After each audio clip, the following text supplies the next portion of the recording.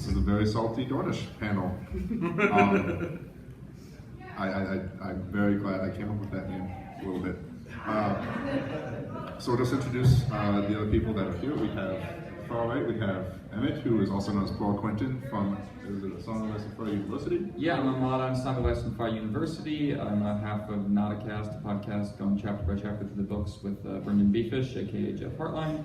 And you can find my stuff at poorquentin.tumblr.com or just at poorquentin on Twitter. And next to me, even closer, is the cosplayer, author, all-around cool person, organizer of the convention, Tara. Yeah. So. Hi guys. At this point, if you don't know who I am, like I said this earlier. If you don't know who I am at this point, then good for you, because that means you haven't. Actually, good for me, because that means you haven't seen me running around like a chicken with my head cut off, freaking out about everything. But she does it so well. So yeah. So Tara, my name is Tara, and obviously Ice and Fire Con is the big thing, but personally you can find me on Twitter, Tumblr, which I never use honestly, Instagram, pretty much any social media I have is at a Geek Saga. So that's my personal stuff. If you want to follow me on, like, you see lots of pictures of my cats. I do the dogs. Don't forget me. And I'm Mo. I have a Facebook page that I've Monstrous Cosplayer D and Monstrous Mo on Instagram, and I might be making a Tumblr. I have it on my app, but I need to find a clever Ice Waffle Red username. Exactly. Yeah, so I'm brainstorming that. But other than that, that's all I got, and I just wanted to make the panel because I thought it would be a fun idea. And then they wanted to join me, and I said, well, of course. So we have that. Okay, let's talk about Dawn. Don't we love Dawn, but also kind of hate some people what they've done for Dawn? Yes. Yes. Good panel, guys. Good panel. That's it. That's okay. Oh my god. Okay. I made banners, and I was going to bring them and totally forgot. That's the story of my life. Just like how the show did Dorn. Yeah. Such plans, and Because it all guess kind what? of fell apart in I execution. had the other banner and I had the Dawn banner. And guess what? Those would have been really cool storylines to put in Dawn stuff, but they didn't. Thanks, Stephen D. So what we had was just a few like sources you should be looking at, I guess, for other Dawn stuff, whatever we don't talk about. The one we had was Preston Jacobs, which he's just got a lot of material out there.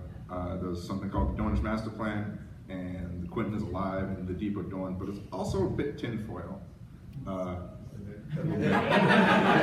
I'm looking at my notes, and it's just like, God, PJ is like terror, and I parentheses, and I'm sorry. But I mean, it's content about Dawn. He cites all of his things, which I think is really positive. Yeah. Agreed. There should be more content on Dornish stuff, and he puts a lot of work into his. Yeah, so. he puts a lot. Well, I disagree with every single conclusion. I do appreciate that aspect. I do think because he does have a lot, because he puts a lot of emphasis on things possibly being too science fiction, because George R. R. Martin obviously wrote a lot of sci-fi. Sure. So that's what gets kind of tinfoil. But like I said, I do like that he does cite his sources and throws in nice little pictures and all that. Exactly. Stuff. And he's got, his videos emphasize that there's stuff worth digging at in Dorn as much as any other part of the story, which I think is something that's often neglected. People invest a lot of theories and speculation and kind of literary ideas into many other aspects of the story, and Dorn often gets kind of ignored in those ways, but I think there's just as much to pull out of it there. So kudos for that, for sure. Exactly. I remember because I was watching Quint. He's got one on Quint being alive, and I'm like, he got into the science of combustion with whips and dragon fire and skin. That's not what this is, dude. It's not a textbook. It's not things textbook. burn. No. It's a story. But I'm like, I appreciate the detail at least. And then there's another YouTuber called Lawrist, which I've listened to a lot of those stuff. It is a lot of, I think, there's some kind of like regurgitation of stuff that's I think a lot of what she does is just reading out loud. And I don't know if she writes her own stuff, but honestly, everything that I've listened, and I'm not like bashing her or anything, but because at least it's something to listen to. But like it does sound like most of what she does is kind of just pulled from like the wiki and World of Ice and Fire and everything. It's very basic stuff, and that's kind of like again, like you've been saying, is like I would love more content on Dorn. I know there's a lot of like written theories out there, but I like to listen to things when I'm like working or driving or whatever. So there's not enough, but Get on it, people. well, we're here to try to fix that, right? Like At we're least here to try to fix it and talk to you guys about Dorn. I'm at least trying to put a Band-Aid on as best as I can. Then there was another YouTuber, Squiva TV. It's like kind of like a couple half-hour videos, but he just talks about everything you could possibly imagine with Dorn and the maps, because he kind of talks about where everything's located, which I thought was kind of cool. And other than that, I just had the World of Ice and Fire and the Wiki of Ice and Fire that kind of gives you all of the lore that we can possibly have, and that somebody sources has all the references in the wiki for any house you could imagine. So can't go wrong with the books and the wiki. You really can't. So that's things you can look up on your own, I suppose. But we will start talking about the past of Dorn. And the first thing we'll talk about is the 10,000 ships and Dornish lore and Nymeria, because Nymeria is the best. Sure it is.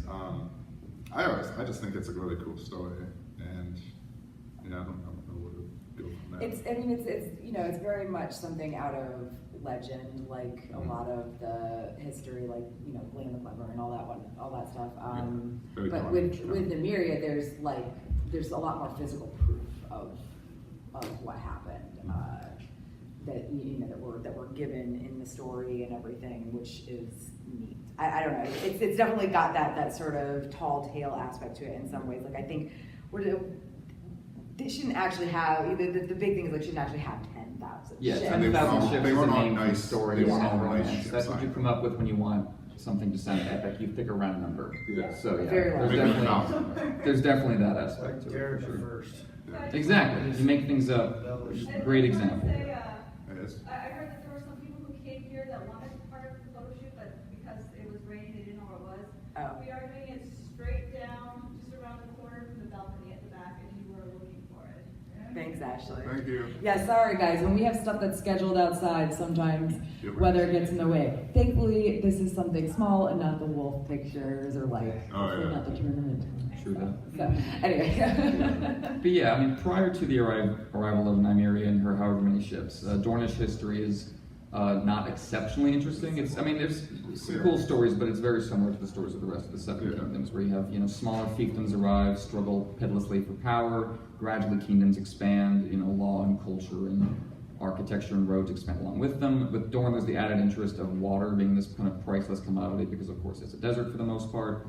So you have kind of lots of cultural institutions built around water. I mean, the very first sentences in Ariane's first POV chapter, the Queenmaker, are about her and her party arriving at a well and kind of how central it is to that location. But yeah, once you have Nymeria show up is when Dorne really starts developing into Dorne as we know it, as a cultural identity. You have the emphasis in Nymeria's exiled people on women having authority and being warriors and taking political charge, and that filters across most Dornish houses in the wake of their arrival.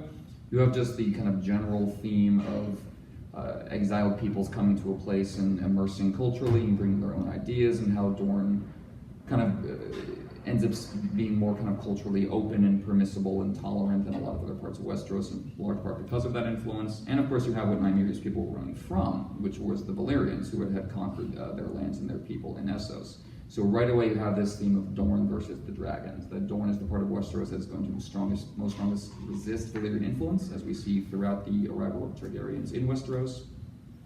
That gets more complicated when Dorne, of course, marries, the Martells rather marry into the Targaryens, and are brought into the realm that way, and after that they sort of have a more investment in Targaryen control, and we can see that up to the date in The Song of Ice and Fire.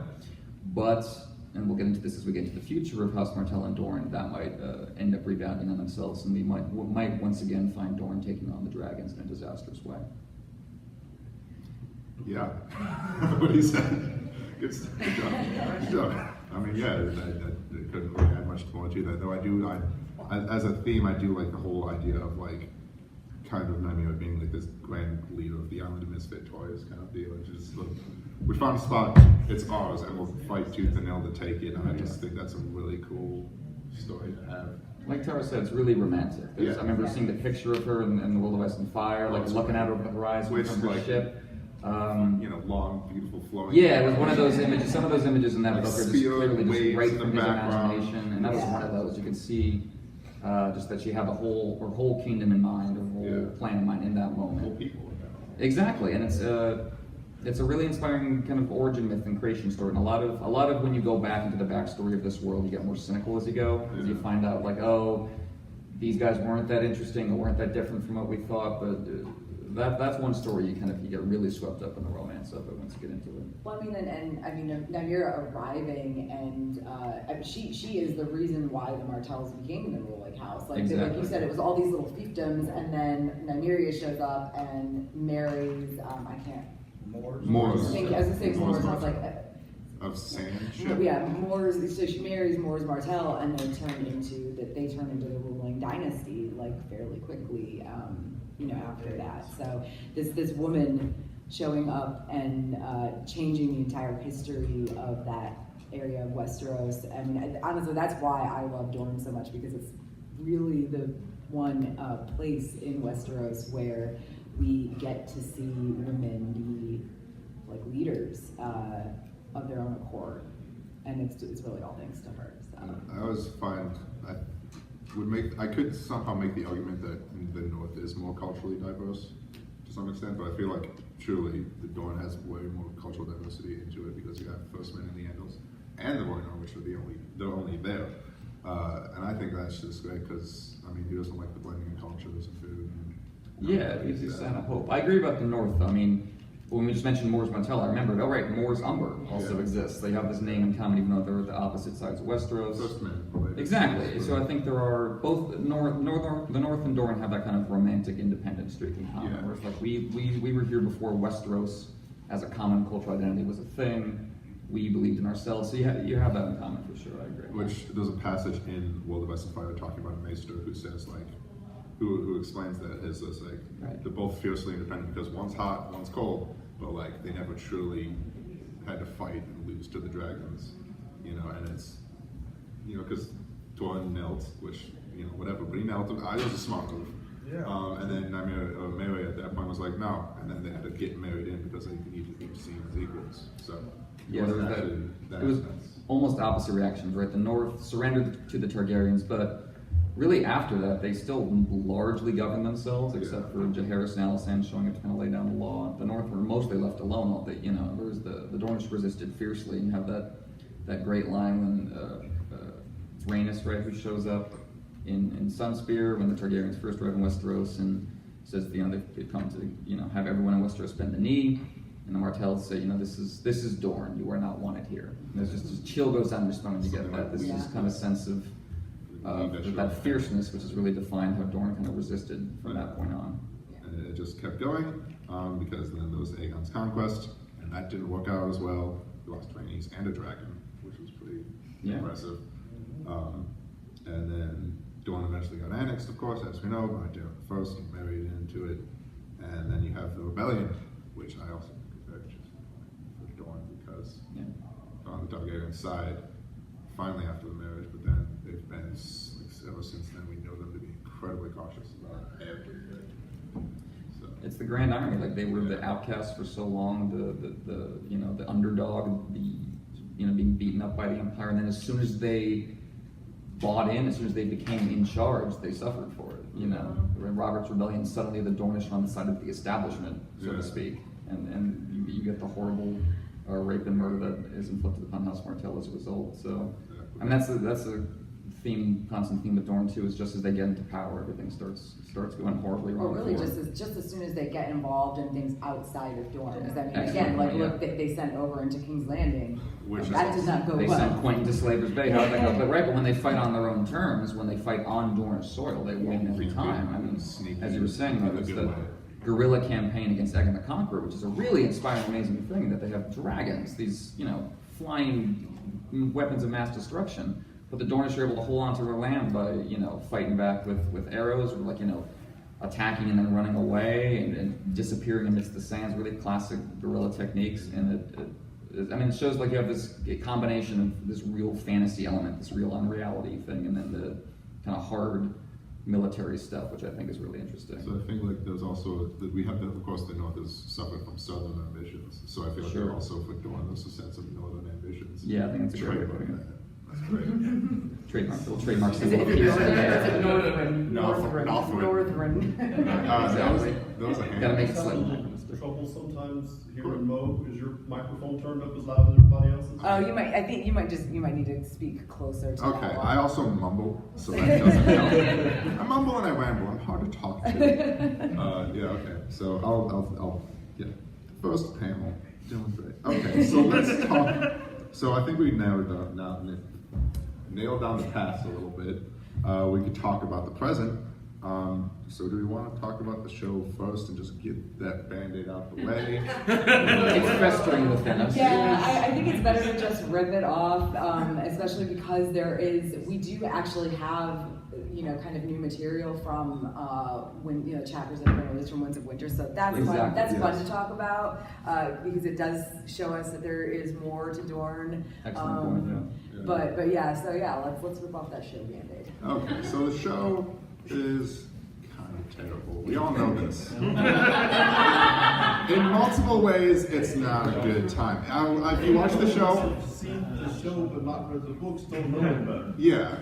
I'm not saying. I mean, this is very let's be real. The dynamic Even of people this. who have not read the books know that Dorn in the show was a mess. Like Yeah, this I've is- read articles from people who are like, I've only watched the show and this. What were they doing? I was reading some listicle a week or two ago, and it was like worst like show storylines or worst show characters or something, and it specifically said the Sand Sinks and Game of Thrones. Yeah, So- I mean, this is an area, even if you're into it for the spectacle or for the acting, Which is fine. and you're willing to ignore script problems, which is totally fine. I do that with plenty of shows, but that was one area where even that couldn't save you because the cheapness and ineptitude of the execution of the fight scenes of the storyline was just so blatant Yeah. that there was nothing cool to distract you, so it just fell apart. I didn't actually watch too much of the show, to be honest. Because I read the books, which doesn't make it better. But that's yeah, it's a little bit of a mess. I think it could have been. They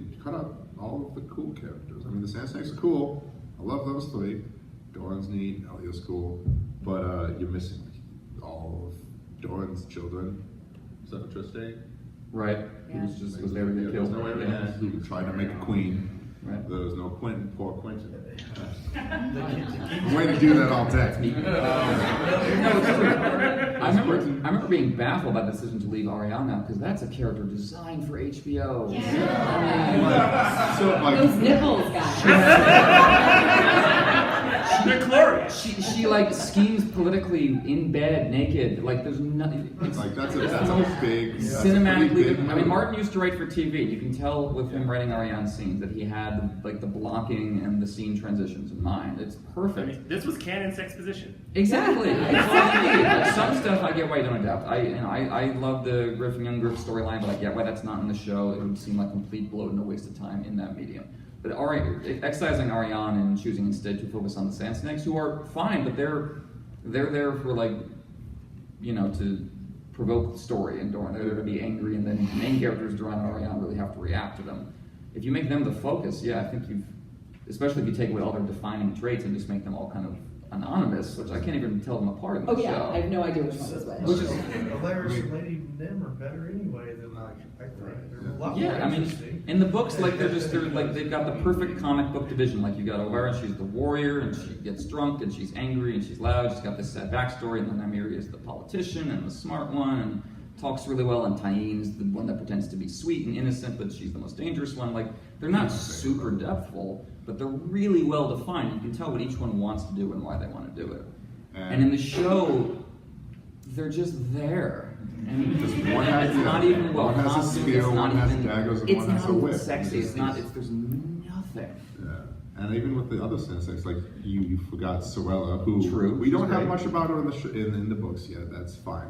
But like she's at Old Town, so it could have been cool to have Sam shows up all like I don't know because why do I have my dad's sword and you just see this cool you just see another cool maester who's actually They're a lord's daughter, not sellswords. Like Yeah. they acted like Yeah, that's the thing. I don't know, they're just randomly marching around the doors or something. They're violent in the books, but they're not stupid. Like, they're Yeah. supposed to have a plan and an agenda that's not... I mean, so for me, what I love about, the Dornish storyline in Feast for Crows is you have this setup that keeps constantly changing. Like, at the start of that storyline, it's the Sand Snakes. They're the threat. They want vengeance for their father, the Oberyn killed in King's Landing. Dorne is angry, and that's what Duran is focused on. He has them arrested and think, okay, that's the plot. And then suddenly it changes and it's actually about Arianne, who's just in the background at first, but then she's got the secret plan cooking and he's telling her secret lover about it. And you think, okay, it's going to be about her. It's her story. She wants to go make herself the heir to Dorne, get crown Myrcella. This is going to be the storyline. Then that plan completely falls apart, and her father finds out about it, and it falls to pieces in front of her eyes. Her lover was killed. She's taken off as prisoner, and then you think, okay, it's just about the clap. That's what the story's about. And then at the very end of it, her father quietly revealed that he's been a Targaryen supporter this whole time, and it completely changes everything that came before. Like in the long con, as it were. Exactly, it's great, and it's this very great plot construction where every beat is planned. It takes place over only 4 chapters, but it's enough for a whole novel in terms of twists and your understanding of what's going on. And Duran's speech is so good. And Duran has this amazing monologue where this guy who's been like so restrained the whole time, and the most, Tywin describes him as cautious, almost indolent to a degree, as a schemer, and that you get this sense that he's finally saying the words he's been waiting so long to say to somebody. To his daughter, the person who's been holding back from the whole time, and he whispers fire and blood, and presses the dragon piece into her palm, and it's one of those moments we all remember reading from the books. And then in the show, The only thing I know from the show was instead of one person saying the vengeance, justice, fire and blood speech, like makes sense, you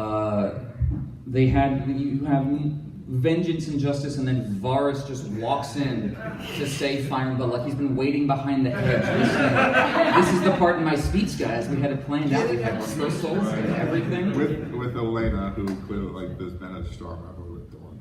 Right. They say it in this show. I don't even remember the show, but they're like, the Leech and Dorne kind of hate each other because they keep rating each other, yada yada.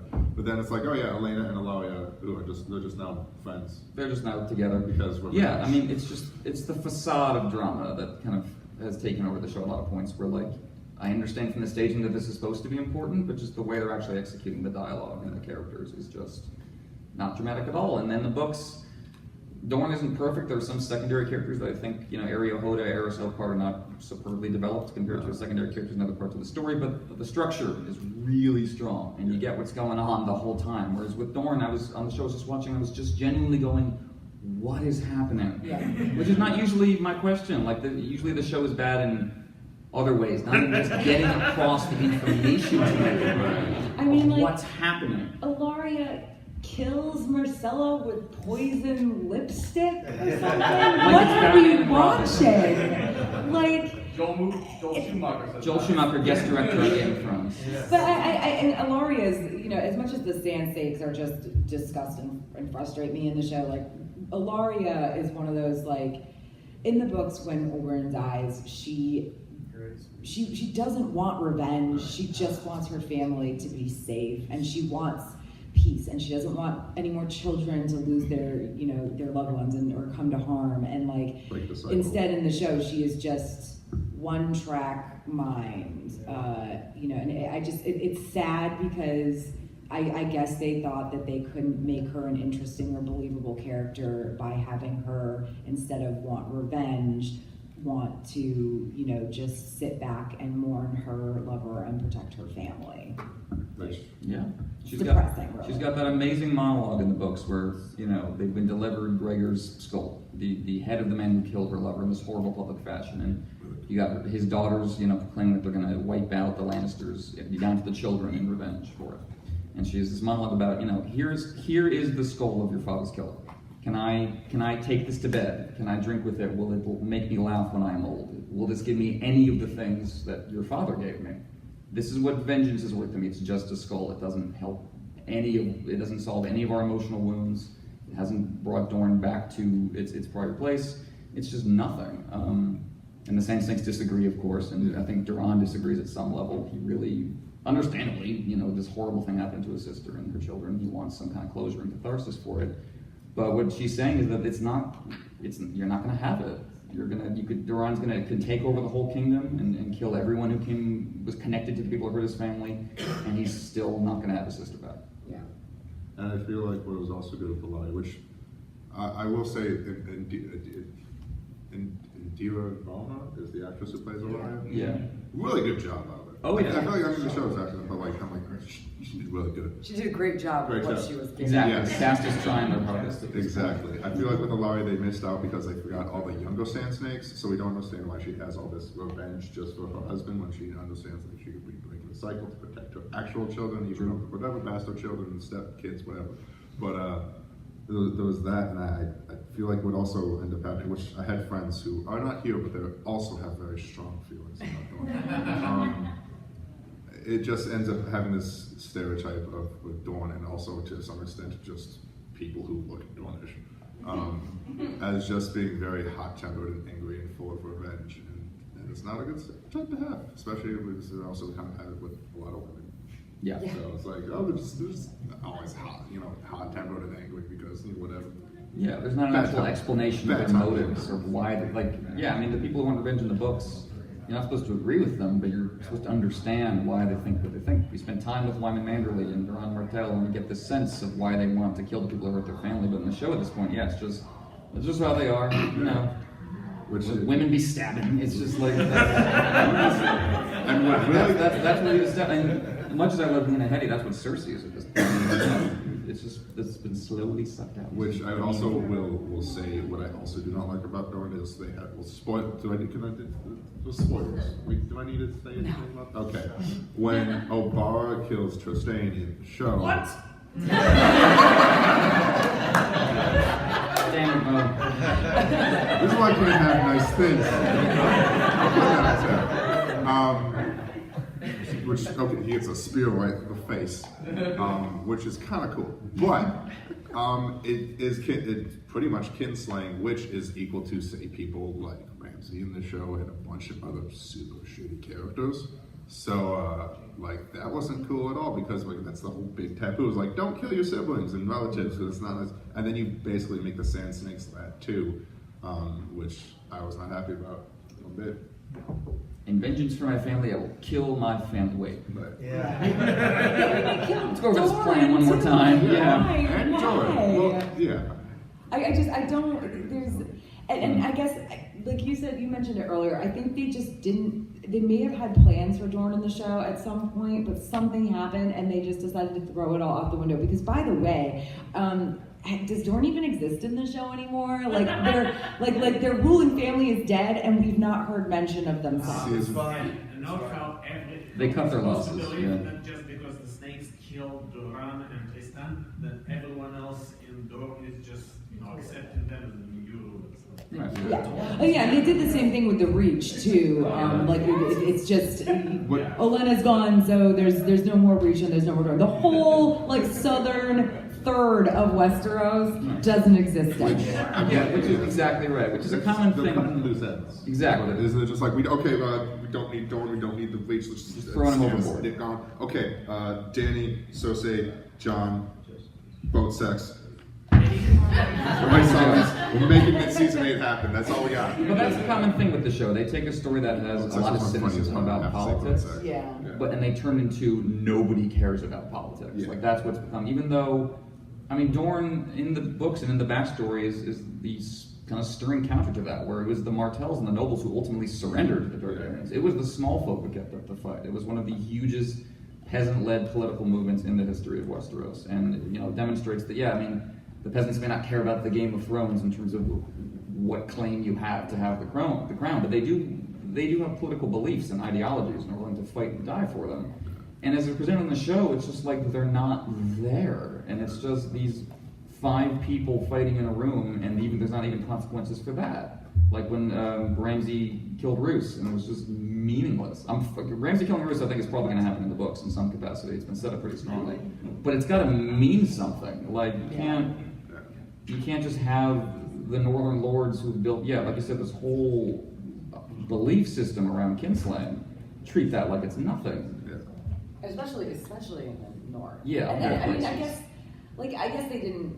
They might have kind of tossed the kinslaying thing out the window. Come to think of it, because have Have they really ever brought like the Tyrion thing up in like seasons and seasons and seasons? Yeah, well, that's another example of it with Tyrion, where his kind of pain and anger and horribleness got leached out of the show so quickly. Bran has that speech in the show where about the Rat King or at the Night Fort or whatever it is. He kind of has they kind of go over it a little bit, but That's true. That is a lot of justification for why Stannis, people like, we gotta kill Stannis because he killed his brother.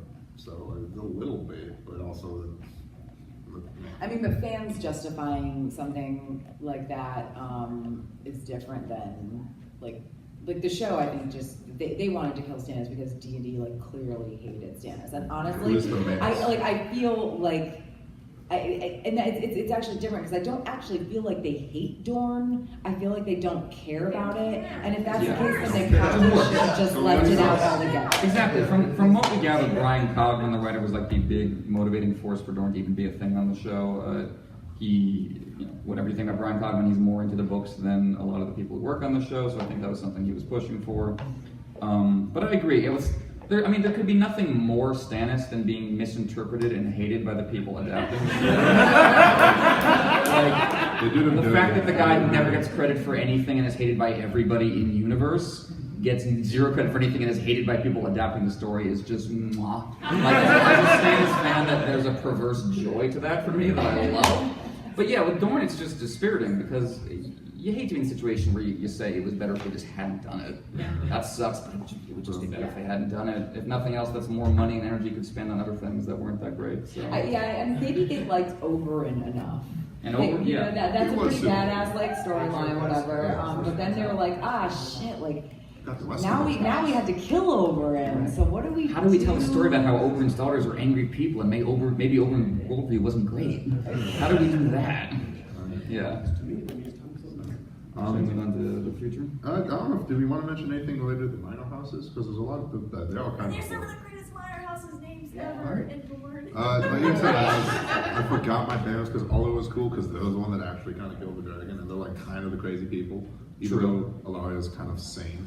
And then I don't know. I just made Dolph because obviously I have an affinity for lemons. If anyone pick that up. But I also think the Ironwoods are also incredibly important, at least a little from the books, because there've been like a lot of the Seven Kingdoms. They have like what I call the second bananas. Yeah. Yes. Because so you have like within the north, you have like the Boltons and the Mandalays, and the Crownlands. So like Westerlands, you have Tarleys. Oh, that'd be. I'm sorry. I'm thinking of Reach. Yeah, the Reach has a lot because you also have like High High Towers. Towers. Like, but basically anybody who was related. Don't allow second banana. Yeah, the Lannisters. What's the raids for a long time? The Riverlands has a bunch too. The Freys, the Mallisters, Blackwoods, and the Brackens. Yeah. So and then in Dorne they have a lot of it is with the Ironwoods who were these big, really cool kings, and a lot of it. Gloss over the day. Well, no, we cannot cross over. Well, I mean, Clay, are the Danes really Dornish? Yeah, the Danes are like their own thing. There's my girl. Listen, do we want to talk about a shower Dane for the rest of the panel? I wish I could. I know Clay would love it, but I don't know about Next year, every panel is going to be about shower Dane. The Danes almost feel. The Danes, to me, almost feel like they have more in common with the stuff going on right next door in the Reach, the southwestern part of the Reach, with the crazy Lovecraftian history behind Old Town and that part of the world. I don't know, the Danes with the purple eyes and their cool magic sword, magic tower, feel like almost they have more in common with that stuff than they do with the rest of Dorne. That's just how it feels like to me. They're right on the line. Right, and with R plus L equals J, they're obviously so heavily wrapped up in that, and that's so important to the magical and mystical plot. So so much of Dorne is about the politics more than the magical plot. The Danes are kind of the exception to the rule there. True. I think really cool, and I know I didn't see Chloe, so I did not mention them. I apologize because I love Chloe a whole lot. Not as much as Emmett, but we can talk about the future if we wanted to. Yeah. Okay, so what did it say? Do we want to talk about the Arion stuff from the Winds of Winter? Yes, we did. The past and present, how it shapes the future, and then Arion and Dorne and the roles in the coming war, which will be. Yeah, I will say we are going to talk about the Winds of Winter chapters from Arion. So, like, if any of you are abstaining from Winds of Winter chapters, this is just your warning. Leave now. There is a couple, but it's just she travels a lot. She just keeps going north, for the most part. But there's, I think, a lot of cool hints where she meets with House Tolerant, who has back in the day, they didn't kill the dragon, but they have the dragon eating this tail, which is very symbolic of like how to defeat dragons. And there's like, Aegon gets a bunch of possible knowledge in books of like how to defeat dragons. She just ignores it, which is fine. That's probably telling. Probably telling. That's going to be trouble. Yeah, because like they mentioned one of the books she had was like there was like septum thoughts perhaps, which might have didn't get burnt, and so it's like they'd probably tell you how to kill dragons, but she didn't read it. It was boring. So you have this whole quest she's going on to go see Aegon Targaryen. Aegon Targaryen the Sixth, young with him, who of course we all. If you've been following it, there's a high chance he is a Blackfire maybe. 100%. So you have this. So it's this odd. Like I feel it's really weird because they were so against dragons. And then they started going for the red dragons, and now it's like, well, we want to try and get revenge, so we might have this black dragon do this kind of thing. And it's, I don't know, it's very odd. They're all gonna die. They all die. I do like Arian's travel log though. Yeah. She goes through the Rainwood. It's really cool. Which mentions like these stone faces. So there was this whole thing about possibly like that's like because like the children of the forest stay in they get the caves in the forest. Exactly, the very air. So. It taps in a lot more of the fantasy and supernatural that we don't have a whole lot of.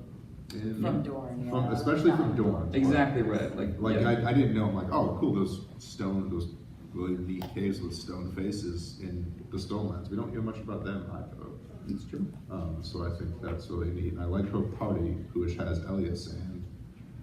Who's just the younger her, basically. Younger her. Sent along to torment her by her dad. She's like the most father-daughter thing. She's like she's a young Oberyn, and I think they also throw a lot of allusions or comparisons to Lyanna. Like this very strong tomboyish gal who likes jousting and riding horses, and doesn't care and makes some naughty jokes and that kind of deal. And she's like traveling with her ex-boyfriend too, which I think is kind of silly. Yeah, Damon Sand, right? Sand. Who knows her better than anyone. So when she starts trying to, weasel out her feelings about Quentin, he kind of cuts through. But yeah, I love that you brought up the house Toland sigil, the dragon eating its own tail, because it's a kind of classic image of time. Is the snake eating its own tail, and circles of time and things coming back on themselves. And that's definitely what we see in the Martell plot. Like you said, they've been both in league with and against the dragon before multiple times, and that's coming up again. They're kind of interesting to have the Martells side with the Blackfires, if unknowingly, because of course the Martells have been bitter enemies of the Blackfires since the Blackfires existed. With the exception of Ironwood sometimes, which goes. That's true, and that might come up in the story going forward. The Ironwood's fought as well with Blackfire rebellions, and might decide to do so again. But yeah, I mean, if you look at those Arianne chapters, I love her travelogue. I love the kind of description of the nature, but there's also these strong hints that it's all going to go very, very poorly. When she meets with the Toland family, one of them, Tiora Toland, the youngest member of the family, has what sounds strongly like prophetic dreams, even though the family dismisses them. And she says, in her dreams, the dragons were dancing, and everywhere the dragons danced, the people died, which is, of course, very resonant with Dornish history, given the calamitous dragon-led invasions. And then, even more blatant, in her second release, Winds of Winter chapter, when she's dealing with Elias Sand, as he said, being naughty and flirting with the servant, she runs off at one point, and Arianne grabs her and yells, "You could have died." And Martin describes it, die, echoing off the cave walls, which is pretty blatant foreshadowing of it going horribly wrong for these characters. I mean, that's what we've seen with the Martells so far. As Tara said, whenever they leave Dorne, they get in huge trouble. Oberyn went to King's Landing, got his skull smashed in for his trouble. Quentin went to Slaver's Bay and got burned to death for his trouble. Not just deaths, but like horrible, violent, grisly deaths that make you feel bad about humanity and just want to curl up into a ball. Like there's nothing heroic or stirring about it. It's just awful on purpose, deliberately. I think to have this kind of tragic tone that I think is probably going to befall Doran and Arianne, given that setup. I think, and all likely they're probably going to side with young Griff, and I think Dany's not going to be happy about that. Yeah. Very much. She should have just married Quentin then. Exactly. I mean, he tried. He gave it. That's House Martell's words. We tried. Arianne with the queen making, Quentin with the dragon taming, Oberyn with Gregor. So we did our best, and we just failed horribly. Yeah. But they're still going through it, and that's like the resilient folks. Yeah, that's what makes it sad. Also really They're cool trying. because I always think Dawn's cool because They get resilience. knocked The water down, and they guards. get up again. Precisely, that's their thing. Yeah, we try their words, and that's their theme song. It's now canonical. How smart Chattel is the dude number one. Yeah, you got any questions or comments, concerns, criticisms? By me, all means, I will just direct them totally at them. I have an opportunity for Emmett to be entertainingly opinionated. Yeah, about- that's me. Yep. About the Quentin chapter and Preston Jacobs' commentary about it. If we assume that, I think you think that Dance with Dragons is George at his best. He's been doing this for a while. This is some of the best writing. Agreed. And you agree that the point of Quentin's story is to be tragic Mhm. and to fail. There's a lot of shiftiness in that chapter about George is doing that thing where someone is about to die and then the camera cuts away. That's the end of the chapter. That's usually the point where something unexpected happens, because we assume something happens and we come back till we find out that wasn't the thing.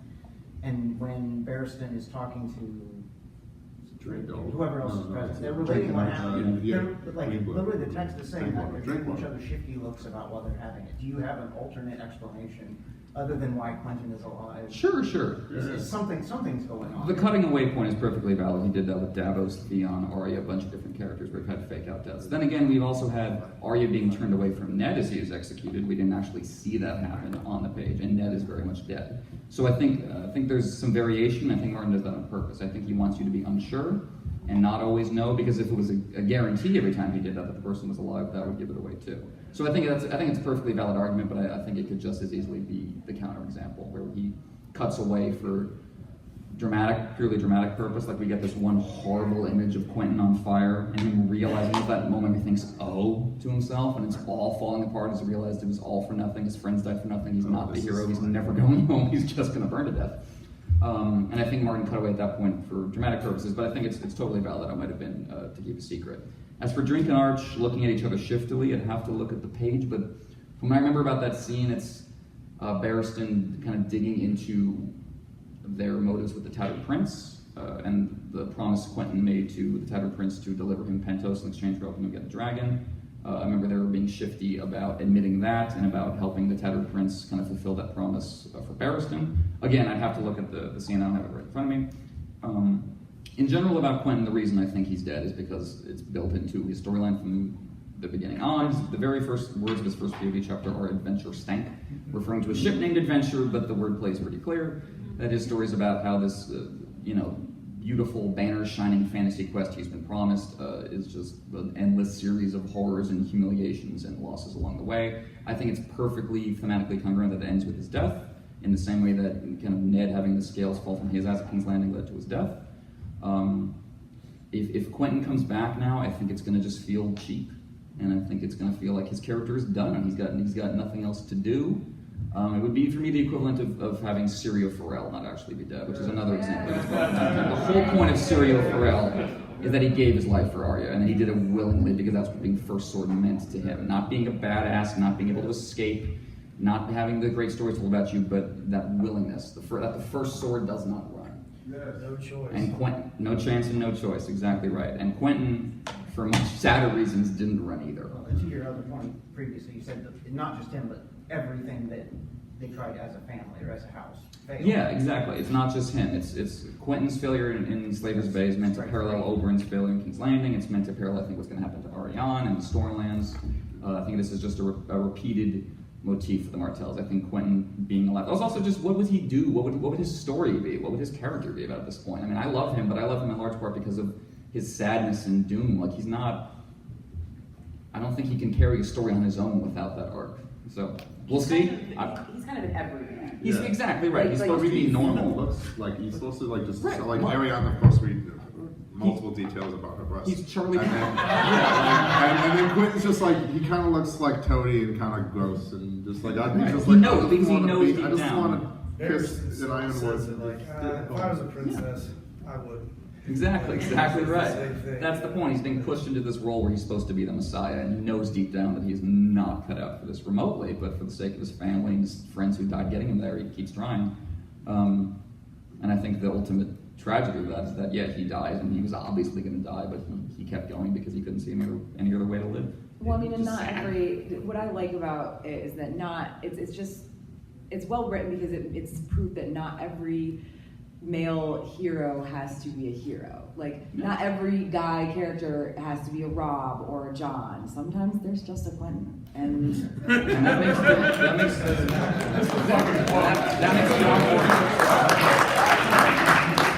We do have yes. Quick. Sort of changing the subject a little bit. By all means. What role do you think the Dornish are going to play in the upcoming political upheaval in King's Landing? Since they sent Tiny, was it, or Nymeria? No, they sent both, different missions. And like Cersei being kind of dethroned as Well, and then Kevin dying. Yeah, I think that's doing a lot of the placing his bets because he's got Lady Nim on the council. He's got Tyene with the High Septon. He's got Sorrel in Old Town. So he's just, I feel like he's utilizing the Sand Snakes as a good spy network. I mean, I think Sorella is in Old Town because she wants to be. Yeah, I'm leaning towards that, given how she talks about it. And they kind of talk about her as like this person who exists and everything, but like, and they know where she is and they're fine with it, but I don't think she's part of any like overreaching plot. I think it's good for them that she's there, but I think she's there for a volition. Leave her to her game, I think. Yeah, she has her own.